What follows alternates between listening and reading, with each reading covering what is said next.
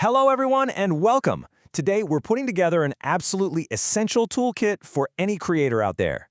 We're talking about intellectual property, which is basically the legal armor that protects your single most valuable asset, your ideas. Oh yeah, you've been there, right? You get that amazing flash of inspiration, that aha moment, and then, almost immediately, that little voice of panic kicks in. If you've ever felt that, then you are in exactly the right place. And this is why it all matters so much. See, in the world we live in now, value isn't just about what you can physically hold. These intangible things, the code, the song, the design, the brand, they're literally the new gold. And protecting them? It's not just important, it's critical. Okay, so here's our game plan. We're going to start with the big picture. Why ideas are the new gold. Then we'll get into the actual tools you can use. We're talking patents for inventions, trademarks for your brand, and copyright for all your creative works. And finally, we're going to tackle that tricky question: who actually owns the idea? So, what even is intellectual property, or IP as you'll hear it called? Well, at its heart, it's just a category of property for all those amazing, intangible things our minds create. And luckily for us, there are laws designed specifically to protect them. You know, this whole thing is bigger than just protecting one person's light bulb moment. Having a strong IP system is actually a huge deal for a country's development. It pours fuel on the fire of innovation, helps new tech get out there, and makes a country an attractive place to invest. It's all about creating a space where great ideas can really take root and grow. All right, let's grab our first tool from the kit. If you've come up with a brand new machine, a totally groundbreaking process, or really any kind of technical fix for a problem, you're going to want to lean in and listen up, because we're talking about patents. So, what a patent does is it gives you, the inventor, exclusive rights for a certain amount of time. Think of it like a legal force field around your invention. It lets you be the one to decide who gets to make, use, or sell your solution. It's your official hands-off sign to the rest of the world. But hold on, not every idea can get a patent. Your invention has to pass 3 really important tests. First, novelty. It's got to be genuinely new, something that's not already out there. Second, an inventive step. This means it can't just be an obvious next step for an expert. It has to be a real clever leap in thinking. And third, industrial applicability. You have to actually be able to make it and use it in the real world. And this chart here is super helpful. You see, you could patent a better, more clever mousetrap, but you can't patent the idea of gravity that makes it work. The law protects the application of an idea, not the abstract concept itself. And notice what else is unpatentable. Things like art and computer programs. But don't you worry, they've got their own shields that we're about to get to. Okay, tool number 2 is all about your identity. If a patent protects what you make, a trademark protects who you are in the eyes of the public. It's all about your brand. A mark is basically a signpost for your customers. It can be a name, a logo, a specific color, you name it. It's that visible thing that tells the entire world, hey, this thing you're buying, it comes from us.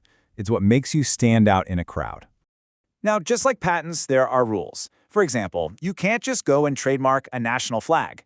And this one is huge. Your mark can't be generic. You couldn't trademark the word Apple if your business was, well, selling apples. And it can't be so similar to someone else's mark that it would just confuse people. The whole point here is clarity. And that's where the real power comes in. Once your mark is registered, you have the legal muscle to stop anyone else from using a mark so similar that it would confuse your customers. It's about protecting your hard-earned reputation and making sure that when people buy from you, they know they're getting the real deal. All right, let's grab our third and final tool from the kit, copyright. This one's for all you artists, writers, musicians, and coders.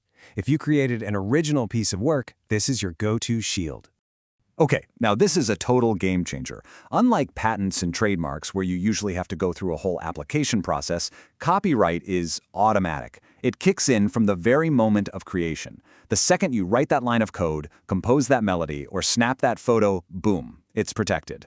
And the range of what's covered here is just massive. I mean, we're talking about everything from books and music to paintings, photos, and yeah, even computer programs. It's a huge umbrella that protects an incredible variety of creative works. But, and this is one of the most important things to understand, copyright protects the specific expression of an idea, not the idea itself. Let me break that down. Anyone is free to write a story about a young wizard who goes to a special school. What you can't do is copy the exact words, characters, and plot points that J.K. Rowling wrote. See the difference? It's the expression, not the concept. So we've gone through all the tools you can use for protection. But that brings us to a really practical and sometimes pretty messy question. Once something is created, who actually owns it? This has to be one of the most common IP questions on the planet. You have that brilliant idea while you're on the clock. Maybe you even use the company computer to build it out. Does that automatically mean it belongs to your boss? Well, the answer is, it depends. For copyright, the rule is actually pretty straightforward. It all boils down to whether creating that thing was part of your regularly assigned duties. So, if you're a journalist hired to write articles, the company owns the copyright to those articles. But if you're, say, an accountant who writes a genius mobile app in your downtime, you own the copyright, even if you used your work laptops to do it. And guess what? For patents, the logic is almost exactly the same. Were you hired to invent things? If so, the company probably owns the patent. But if inventing isn't in your job description and you come up with something, you likely own the patent. It really comes down to what you were hired to do. Of course, the big caveat here is always to check your employment contract, because that can change everything. And that brings us to the finish line. We've seen that ideas really are the new currency in our world. And now you know there's this powerful toolkit, patents, trademarks, and copyright to keep them safe. Understanding how these tools work isn't just about legal stuff. It's about giving your brilliant creations the chance they deserve to survive and thrive. So I'll leave you with one final question. Your creation could change the world. Is it protected?